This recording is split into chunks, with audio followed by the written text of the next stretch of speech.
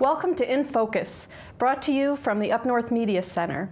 I'm your host, Kimberli Bindschatel. With me is my co-host, Anthony Weber. Today, we are discussing the topic Hope and Fear in the Modern World. Our guests are Wendy Trute. She's the health officer for the Grand Traverse County Health Department.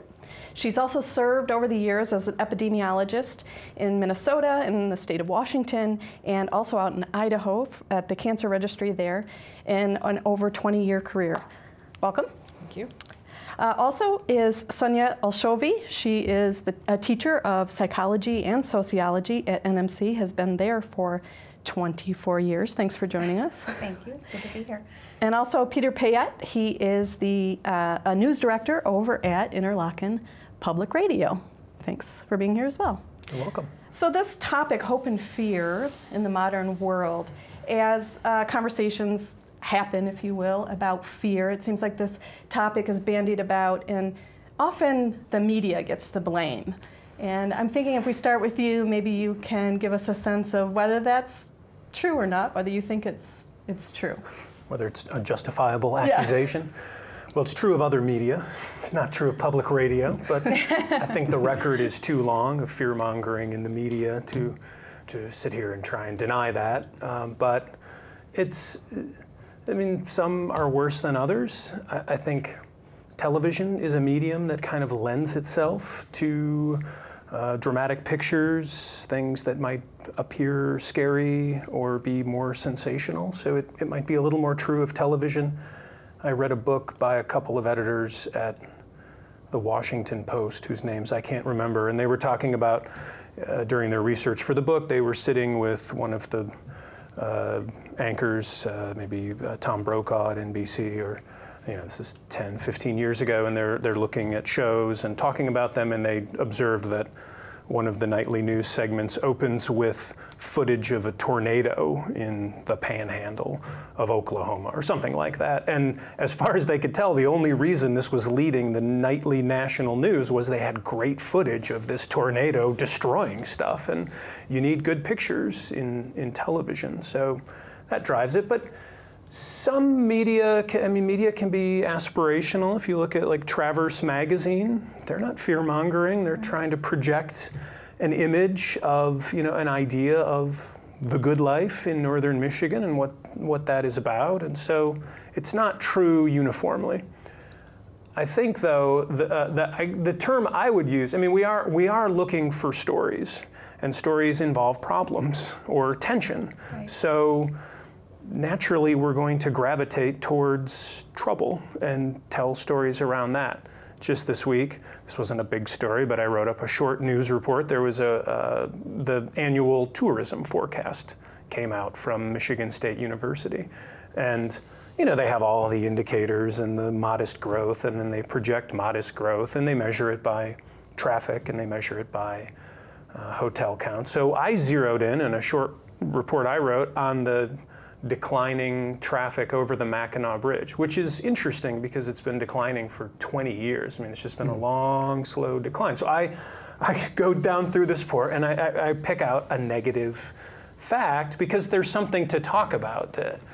Who wants to hear about, well, tourism grew by 1.5% last year? And then have a visitor bureau person patting himself on the back. That's not interesting. But so maybe I'm fear-mongering, but I don't get on and say, they're all going to die in the UP. No one's coming to the UP. Right. But we're looking for tension. So it strikes me that if you hear a story where you cite something positive, whether it's large or small growth within tourism or something in that report, it's kind of in one ear and out the other. Like you hear it, you're like, oh, that's cool, but it doesn't really settle in. But it's the thing that catches our attention where we hear something's declining, there's going to be a bad result or a negative result, and maybe it's just a match-up with the typical human tendency to hear bad news in a way that lodges in more deeply than good news does. Yeah, well, the story, the arc of a story, right? And you learn in grade school, there's the opening, and then there's the exciting incident, and then the rising action, and then the climax, and then that's a standard. You need that. You need some kind of spark in there for people to pay attention. Can I ask, what about the balance of the stories? When you watch, say, the nightly news, I know it's a little different than radio, but when they lead with 10 stories about I don't know, homicides, all these horrible things, doesn't it, do some people think that then that creates a fear because they think that's dominating the world, when reality is it's just sort of everything horrible that may have happened over a period of time? Absolutely, and I think it's because of what you said. It's what's newsworthy comes first, what's interesting, rather than the 1.5%. And it's almost like they on purpose at the end add in the positive story just to try to balance it out. But Yeah. but lots of studies in psychology have shown that the more news people watch, the more violent TV they watch, the more fearful they think the world is, the higher they estimate the crime rate, and are more afraid to go out into their neighborhoods. Does so it I think. Does it correlate the same for reading newspapers, or is it a different? I don't know that they separated that out. Most of it was on the TV, and I think TV makes it much more visceral as well. Right. But I think education is so important, to be conscious of that, to keep reminding yourself that when you're hearing all about the murder rate and stuff like the stuff you see just reading the Record Eagle in our town, but then think about on a daily basis, walking around, how many fistfights have I seen? How many stabbings have I seen? I haven't seen any my whole life. I've lived here my whole life. And just to keep remembering that there's a lot of good things happening, and being conscious of that mindset, that way of thinking. Yeah, and it's different for different media. For a national news show, they have the resources to have a good balance and track that and really be strategic. If you're at a local television station in northern Michigan and you have to put on a half-an-hour show every night, that's a different matter. And so there are practical pressures forcing you to find news, and whoa, there's a really horrible accident on 31. Let's get down there. We can get some footage, we can get a story, we can turn it around, we can have something for 6 or whenever they have to do it. There is, though, and one of the questions that does come up, and I'm glad I don't have to wrestle with this, is that what right does the public have to know? For instance, just recently in the Leelanau Enterprise, there was a horrific story about a 33-year-old man being charged with statutory rape. He had impregnated a 13-year-old girl. So it was the headline on the Leelanau Enterprise. And I've discussed this very issue with Alan at the Enterprise and the publisher, and he would say, and I think he's right, they have an obligation to cover that story, to tell people that happened in their community. Now he's running a weekly newspaper in a community, a county of about, 5,000 people? No, that seems low. Anyway, the Leelanau Enterprise covers Leelanau County, and they report most of the news that happens there.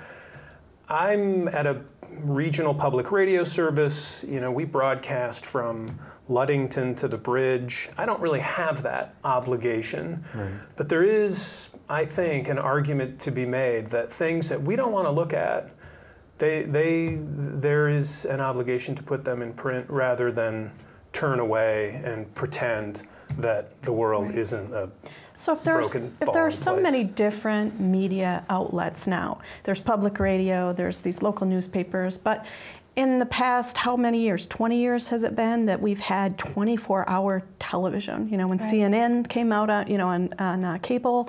So it seems to me, and this is just anecdotal, but that our society has become more and more fearful, kind of in correlation with, in tandem with, the rise in the available media. Whether it's television, newspapers are declining because print's declining, but whatever, the internet where I can get information, on my smartphone instantly, that kind of thing. I'm constantly being updated with perhaps horrible things. So when we talk about the big picture of this society, this culture, and kind of the change in fear, would you say it's tied to that? Or maybe the two of you have other thoughts on other reasons? That, if I'm correct, and I think I am since we're having this conversation, that we have become more and more of a fear-based culture. I think it's a couple of things. I think part of it is it's difficult to put risk into perspective. And while news stations or media might feel obligated to report things, a lot of times they don't put it into the perspective. So if somebody's watching or doing searches on the internet, there's so many stories all the time about all these, let's just take food for example. all these different foods that are horrible for you. At some point, what's safe to eat or what's safe to drink anymore? And some of it, I think, is what's in their recent memory. You know, we tend to be fearful if there's a plane crash and you're going to get on a flight in a couple of days. Well, now you're fearful of dying in a crash in the airplane, when reality is you're probably at a higher risk for something bad to happen to you driving to the airport. Absolutely. Because your risk of a car accident is probably 5 times as high as it is a plane crash. So I think it's difficult. There's so much being thrown at us that it's hard to put the perspective on it now. Wendy, how do you go about walking people through making a distinction between actual risk versus perceived risk? Because whether it's the plane crash, which is timely because of the plane crash, was it just yesterday? The German airline, I think? Yeah. Or whether we're talking about flu strains or Ebola or GMOs, all these types of things. You hear story after story. Is there a way in which you help to train people about how to identify what are the things that are genuinely worth fearing versus things that, okay, could be an area of concern, but don't let them keep you up at night? Yeah, I mean, I think it's common for people to fear something that seems horrendous. I will bring up vaccine issues. So people, all they hear about now are the possible side effects of vaccine, which for majority, say 99.9%, are just redness or a little bit of soreness at the site. But they're so fearful of that 1 in a millionth thing of something going worse than that, you know, so you have to put it into perspective with research. It has to be based on science. It has to be valid, you know, epidemiologic studies. And there's a lot of that, but there's a lot of mistrust in that too. And so that's a hard thing to overcome. And maybe you can speak to that aspect of it. I think your point there about something that's distinct and new, like a plane crash or Ebola, is much more fearful to us than something we do every day, like driving, like trying to get somebody to get their flu shot. When only 40% of Americans get flu shots, and thousands of people die from the flu every year. But Ebola was such a small risk and created such a new fear that it's important to put that frame on it. If we heard the statistics on what getting into a car every day did to us, and we drove a car for the first time, we would be having a heart attack at the thought of that. But it's just a normal everyday thing. But the human brain isn't really capable of really understanding statistics and tying that to our behavior. And no one would play the lottery, right? I mean, no one would. Why would they? Hope. Okay. Hope that we win. Right.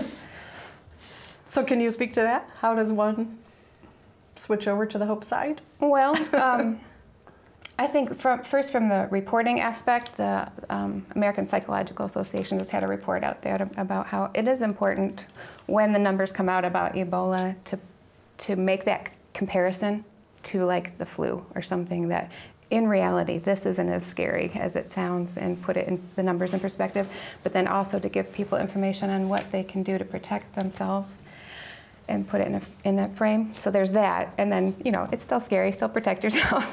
And then moving from fear to hope. It's hard in the Ebola example to move. Well, the lottery is the opposite, right? Because with Ebola, I can hear how horrible this disease is, how painful, how horrific. And so that can increase my fear. And the likelihood of me getting it is not really relevant to the fear of getting it.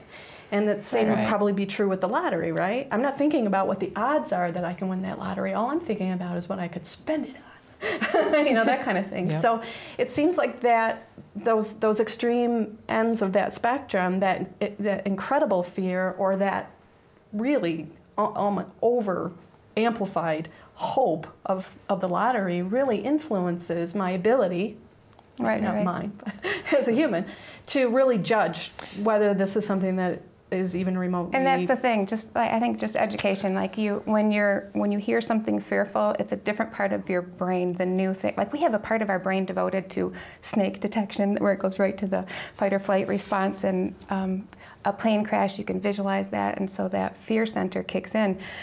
And the frontal lobe, the ability to reason and think and plan for things, is where that calms down by reasoning through it. But psychology has found the best way to reduce fear is continuing to face that thing that you're afraid of, sadly. So I used to be deadly afraid of getting shots, let alone giving shots. And then my daughter was diagnosed with type 1 diabetes.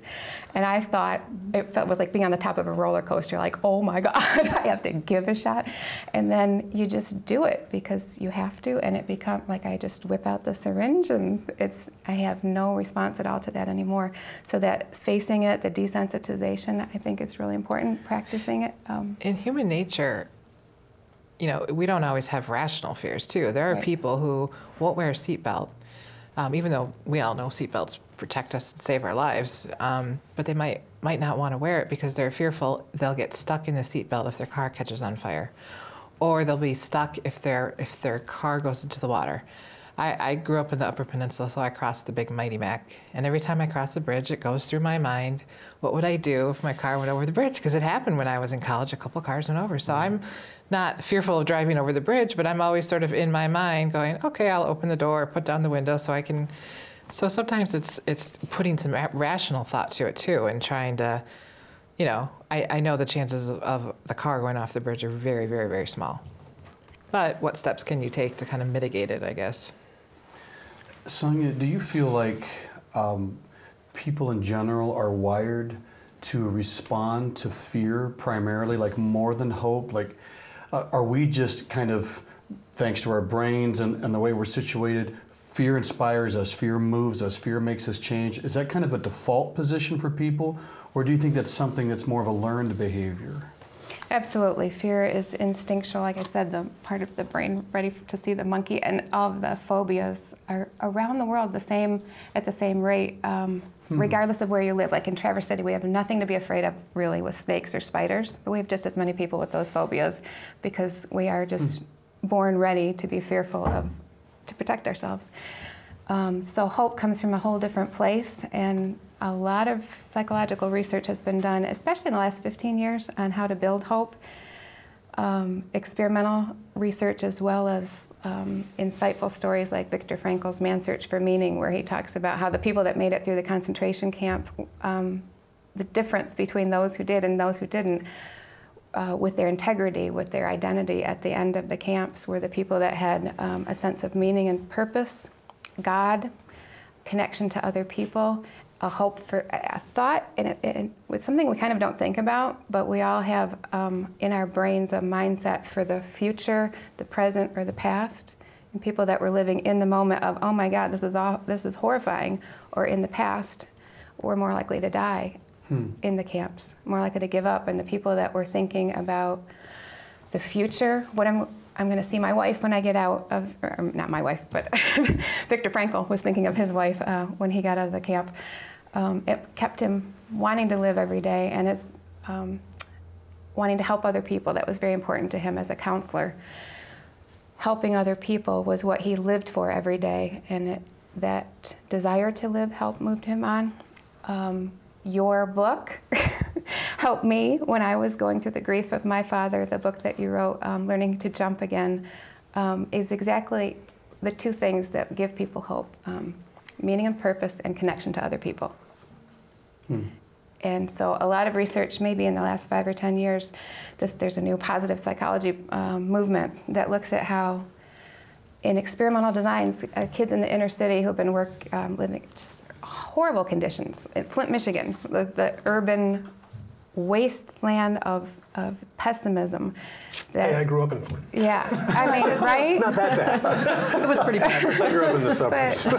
Right, that's the thing. Right, so if you're living in those areas where there's 30% high graduation rates, and you're seeing the poverty all around you, there's a lot of hopelessness there. And so connection to other people, meaning and purpose, and helping other people has been studied, and kids, literally their bodies change, the fear response, their adrenaline changes, their oxytocin increases, the part that's released when you're in love, when you're hugging people.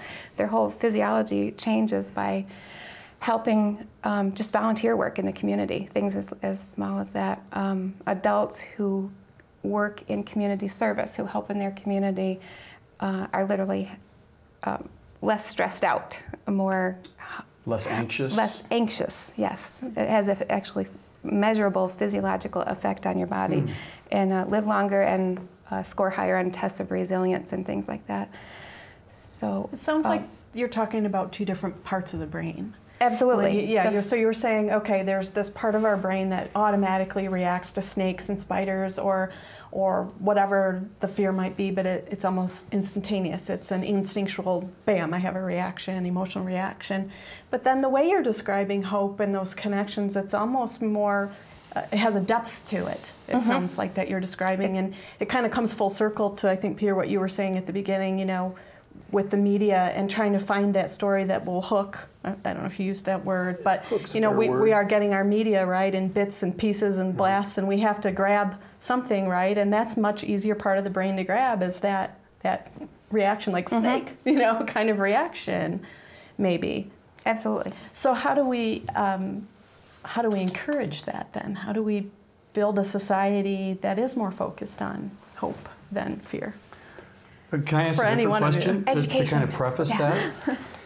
If fear seems to be that deeply embedded into us, like it has that much impact, how important is the discussion of moving away from a fear-based approach to life to a hope-based approach to life?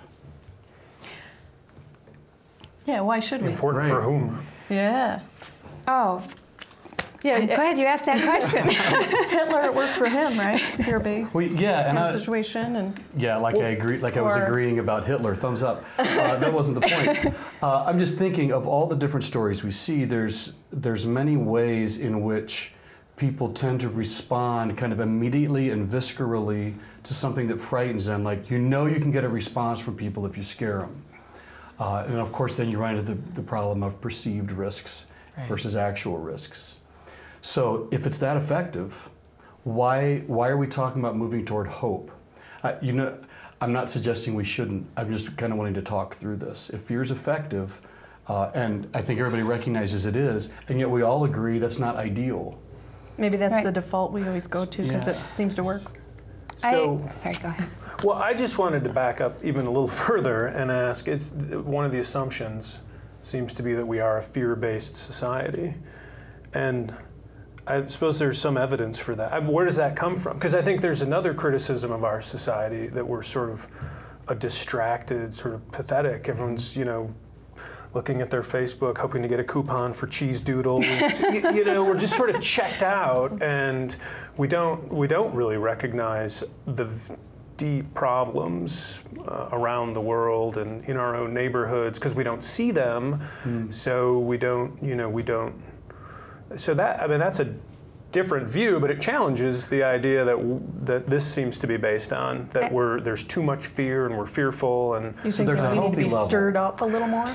well, I don't know. I'm not sure what I think. I'm just saying, and I think in Traverse City, there's a different view. A number of years ago, when the what was that project? You don't hear about it as much anymore. The Grand Vision was going on, and there was a survey done. So this is fairly scientific, and they did a kind of a quality of life survey, and the fellow who did it told me that it was the results were unusual here because in most areas what he saw was a hockey stick. People are not that happy in the present. They don't think the immediate future is going to be much better, but further down they see things going up. So it's always like this. But he said in the Grand Traverse region, it wasn't that way. There was really no hockey stick. There was this line that was fairly high up and just kept ascending, sort of the opposite of the Mackinac Bridge, that people here feel like life is really good and they just expect it to keep getting better and better. And it was fairly rigorous. I mean, he did this work in many communities. So I think our context is even a little different maybe from the national dialogue. Well, you asked, why do you think and I'm the one who started this, right? Why do I think it's fear-based? And I said at the beginning it's anecdotal. But I can cite, my personal experience with, say, parents of today, how they treat their children or feel the need to protect their children, as opposed to even when I was young, which wasn't that long ago. But my mother didn't worry if I was down the street a mile away at my friend's house, and when I came home, or if I was out, those kinds of things that parent today potentially would be arrested for letting their child be. Right. I mean, that is what we are seeing in the news right now, is that at freak-out stage of how parents should keep their kid, you know, where their kids are, if they're more than 5 feet away from them at any given moment, when they're 12, you know, that kind of thing. And so I think just looking at parenting style, that tells me that fear has increased and as far as concern about their children. And I don't know, again, if that's a child is kidnapped, if you will, in California, and we all hear about it, and so it's, again, fresh in our mind, like you say, like the plane crash. So just that alone, I think that there definitely is at least some, we all feel it. I think we can all admit we feel that there's definitely in the last, however many, 40 years, definitely a trend toward more fear-based reactionary behavior. There's a measure in psychology of generalized trust in your society. And so Norway and Denmark and Sweden, the happiest countries in the world, rank the highest at that, where they still can let their kids run in the neighborhood and feel safe. It's hard to imagine doing that as a parent today, whereas countries like Brazil and Turkey have the lowest general sense of general trust. And it has a direct impact on people's psychology, on their sense of resilience and Where's the U.S.? We're in the middle. Yeah. What erodes that general trust? That's why I'm here. How do we say this carefully? And the crime rate. I mean, if you look at the crime rate from the 60s until now, I mean, my parents grew up in Everyone got quiet. I do think people crave hope, and I think they I do think they crave a lot of the positive stories in social media too. I am one who I tend to try and only try not to post dramatic things. I try to post positive messages and things like that. Just I think that was one of the most reassuring things about Facebook when it came out. I was expecting all kinds of bad things to come out, and there's so much positive messages, so much support for one another, and so you see so many more positive stories like Upworthy.com and things like that. There was just a report out about that Facebook put out, that positive messages trend more, and they have way bigger numbers. I don't know the exact, I don't remember the exact, but I did notice that. CBS This Morning Sunday show is just all positive news and the sunshine and everything. People are really craving maybe we need it. a balance. And after 9/11 too, I thought it was very interesting. I was deciding to have a child or not, and I was fearful, and I remember seeing in the news that so many more people were making the choice to hurry up and have a baby, that they wanted to live their lives and continue on anyway, that there's this underlying, just the hope that people were craving. I wonder if this comes back to the story arc idea that you were talking about, Peter, that yes, there is the right place for negative news and things that bring us fear, because without that tension, there is no story. But the dilemma would happen then is that if that's the end of the story, like the climax stops where you're scared versus finishing the story arc. And as you're talking about the positive stories on Facebook, I wonder sometimes if people, because they have access to more information now online than ever before, they're finishing the story arc. That they can hear these negative things, but they've got places to go to put something to the end of it that brings them some hope or brings them some comfort. Go ahead. I would doubt that people our attention span is not very long. So I think I think what's being trafficked on social media is quick, fun things about the 8-year-old who started a neighborhood business and makes 10 grand a year. I mean, Carter, whose name I can't remember, but the composter, the young man. I mean, he has just been media-sized, right? I mean, those stories just go. But I think more difficult issues, the attention of newsrooms is spastic, and the attention of the audience is not very long. Just the other day, I was talking to a researcher, an entomologist, and we were talking about all these invasive pests, and he said, all these pests come along, and it's the end, and this is and he says, they all pass. He could only think of 2 examples. One is the emerald ash borer that did literally wipe out, or is wiping out, every ash tree in the state of Michigan. The other is this disease spread by bugs that's affecting citrus groves down in Florida. He said there may not be an orange left in Florida when that's done. But he says all the others, they come, they kind of overshoot, and then they give whoever the growers a tough couple of years, and then they recede back and they kind of adapt into the environment. And I said, well, it's probably our fault in the news media because we're always looking for the next story. What's the next thing that's coming? And we forget to go back and look and say, hey, remember that thing we were talking about 4 years ago? It never actually really showed up.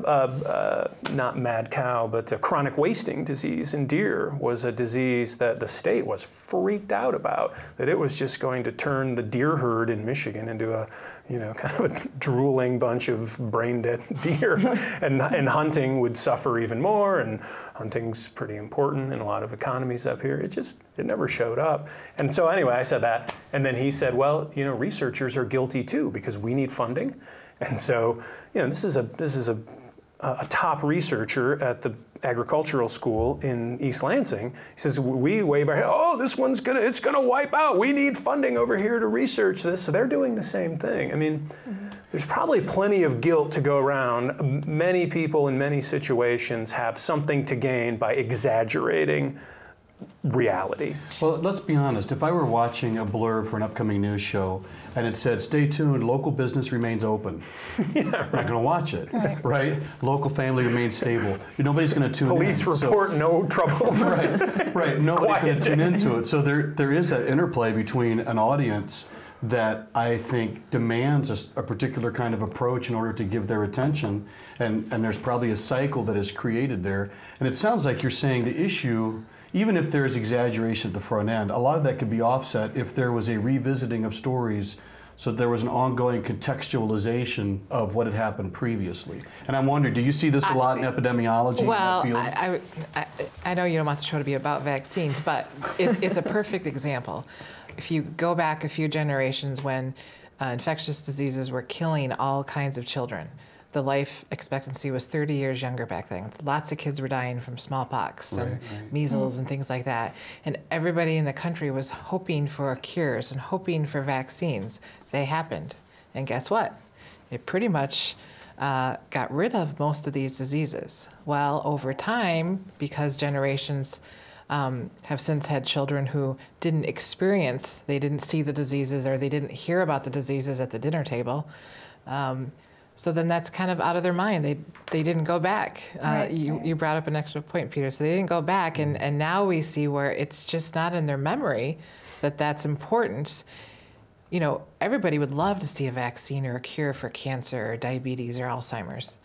Well, what happens if we stop vaccinating? That whole movement sort of grows to the point where now we're seeing all these infectious diseases come back. We'll hit a point again, it'll be full circle. Well, people will say, well, can't we get rid of these things? So it is kind of a short-term memory or to me, it's kind of an interesting, whole full story, full circle. There's a tension between being too scared and not scared enough. Right. Well, I was thinking if we really want to talk fear-mongering, and instead of pointing the finger at the media, folks in the room, let's talk politics.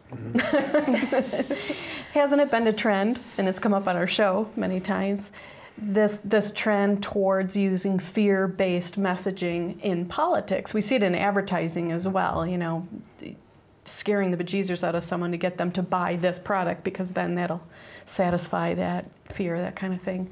But certainly in politics, do you want to dive into that subject at all? Doesn't it work? Isn't that what that discussion always ends in? It works, and so politicians inevitably do it. Yeah. And when people try and take the high road, didn't McCain in 2000 against George Bush try and hold that line? But then he couldn't, and then he was attacked for being the negative campaigner. It's the game. This is my personal feeling, but it seems like in politics we've shifted from supporting candidates we really believe in and are 100% behind, to going to the polls and voting for the lesser of the two evils. Right.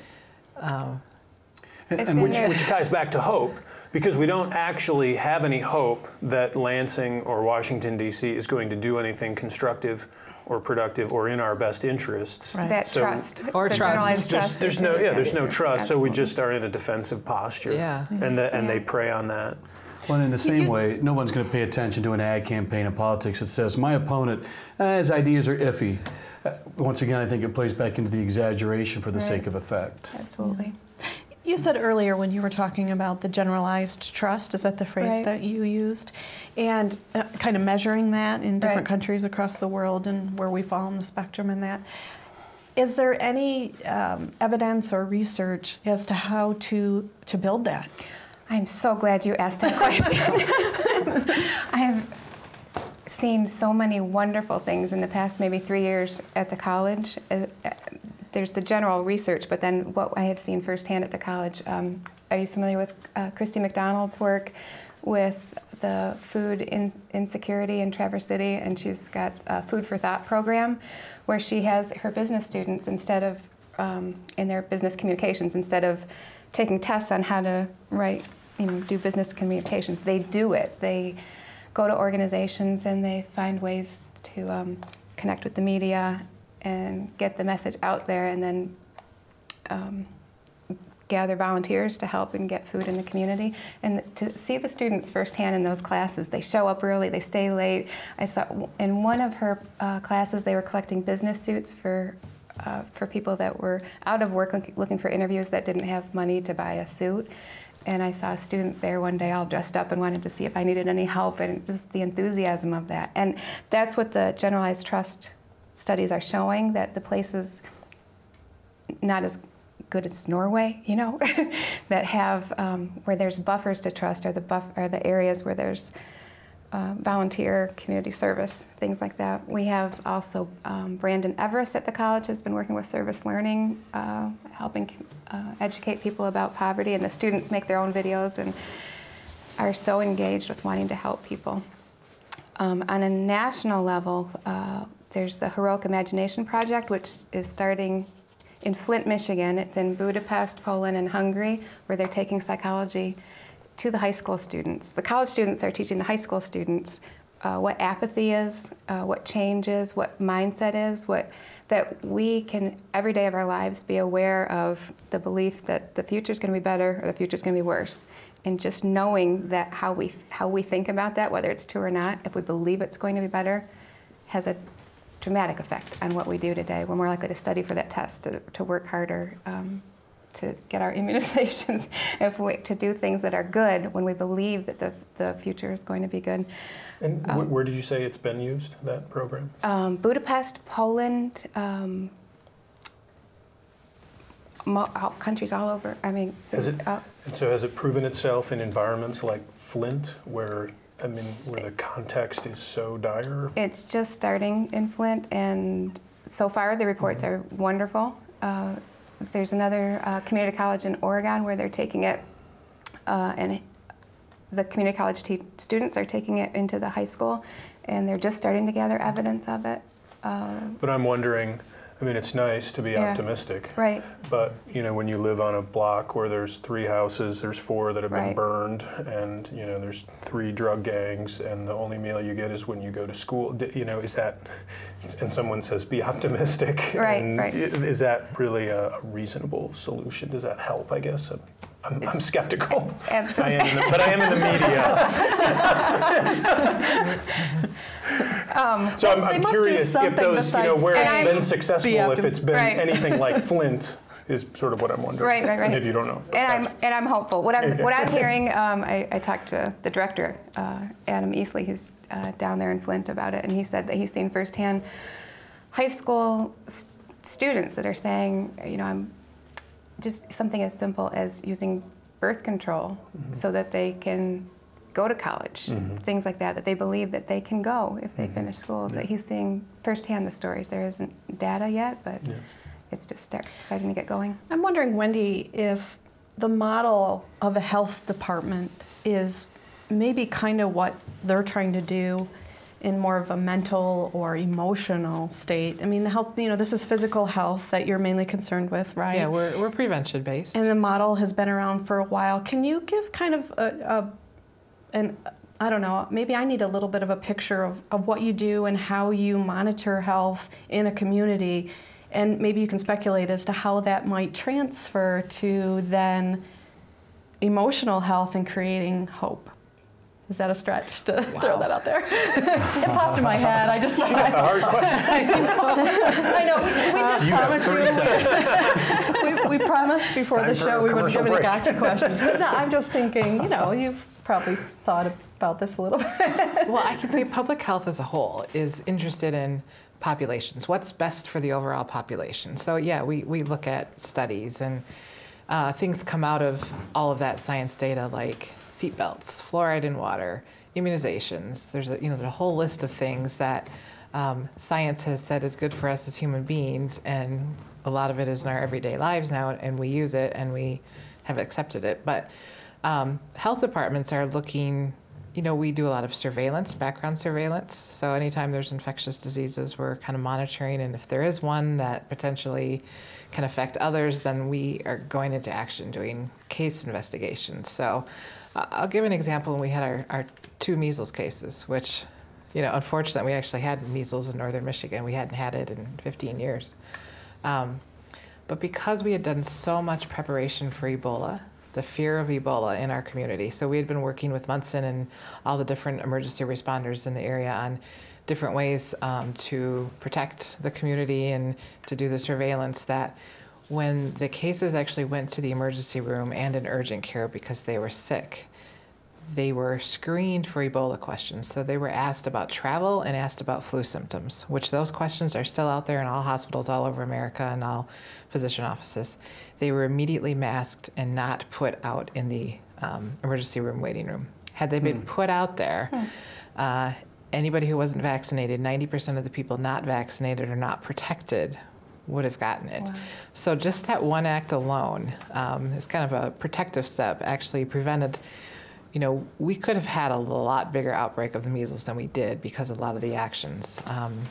There was just a lot of monitoring of situations that we do behind the scenes in public health that people have probably no idea that we do on a daily basis. And a lot of times at the end you breathe a sigh of relief because the risk is gone and we're moved on. So yeah, public health. Would you say more you're having to deal with kind of putting fires out than you are working toward changing hopefully not. Culture? No. Changing our culture is our, the way we look at our own health. I mean, most of our things are really to try to prevent. So home visiting, looking at, babies when they're 0 to 5 and what things can affect them then so they're successful as adults. I mean, there's a lot that happens between the ages of 0 and 5 that there's studies that basically say if you're not well taken care of and adapted and loved and created bonds during that time, then you're going to have a lot of issues, growing up, which is kind of scary to think that that little short formation period could have that much of effect later on. So, but that's how public health kind of is. You look at things on the front end. We monitor mosquitoes or vectors, trying to make sure we don't get Lyme disease or West Nile. There's just a lot of prevention. On a daily basis, we're doing our jobs well in public health if you don't think about us. You don't think about drinking your water and getting sick. You don't think about eating food and getting sick. So we're like a big safety net. That birth to 5 years old, from a psychological point of view, it's amazing to watch how that attachment and nurturance has effects on children's brain, their stress level, the risk for depression in adulthood and anxiety in adulthood, just by being buffered by that a nurturing, responsive parent that's there for you. It's huge. It is. Wendy, are you ever told when you give statistics like that, or the story of the measles in the hospital that was taken care of, are you ever told that you're spreading fear by giving statistics? It feels to me like sometimes the conversation gets muddied, like someone can throw out just the hard, cold facts of what the numbers are for a particular thing. And I'll often hear some pushback like, why are you scaring people? Why are you trying to make people upset? Where it seems like it's just a legitimate presentation of facts. Do you ever get pushback, or are people generally open to hearing the information, no matter how daunting it might be? Depends what the topic is. Okay. Sure. I mean, I think I was even tired of hearing the protest statistics every single night, to be honest. But it's also a reality. And so, part of our job is saying this is what is happening. I don't think we usually try to put a spin on it. Right. I think we try to put the risk in perspective. So you try and say, well, if you're around somebody who has pertussis, but you're 10 feet away, you're probably not going to get it. Now, ideally, we don't want that person with pertussis out in schools and out doing other things. And so our job is a lot about education, too, and trying to get people to get, I guess, the relative risk associated with some of the statistics. But sometimes the statistics have to be told so that people know things are back in the community, or that there is a risk. When there's a release of septic into the water source, they need to know that, right. So they're not putting themselves at risk. So it's a combination of preventing and helping them, I guess, put the risk in perspective. We get that pushback. With the measles outbreak, someone challenged me. We were challenged, why are we even reporting this? And they said, how many people have died from the measles outbreak? And I didn't know of any deaths. He said, do you know how many people have died from measles vaccinations in whatever time period? And I didn't know. But the insinuation is that the news media takes a certain statistic, X number of measles cases, and decides that's an important story, but is uninterested in reporting on another statistic. How many problems have there been with side effects to vaccination? Right. So we get caught up in that and get accused of siding with whatever statistic the person doesn't want to hear.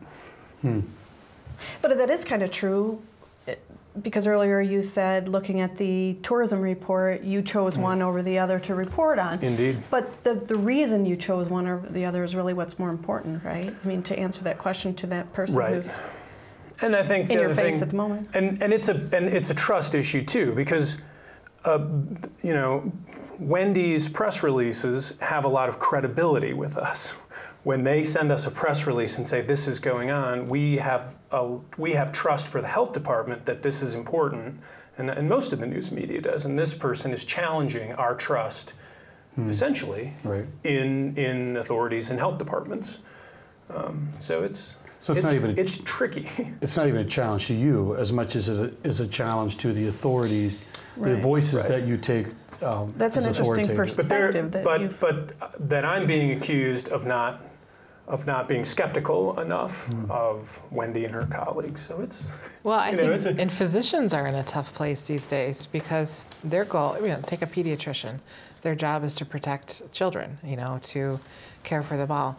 Well, if they allow children into their practice that aren't vaccinated, are they putting all those other kids at risk? And so they have that balance of, and if you two were parents and I was a physician and you were challenging me on vaccines, and the physician wholeheartedly believes in it because they have the science to back it up, but they can't convince you, what does that say about your level of trust in the physician? And that's why you're going there to begin with. So it is a difficult topic. So I'm going to throw a general question out to all three of you. Are there some things associated with your fields of expertise where you think, okay, these are things that genuinely people should have a healthy fear of? Like, is there something trending or happening right now, whether it's in media, you see stories from around the world, in the field of psychology and sociology with diseases? Are there things that we should legitimately prioritize as things that are worth being afraid of? And then the second part would be, what are areas where you see genuine hope?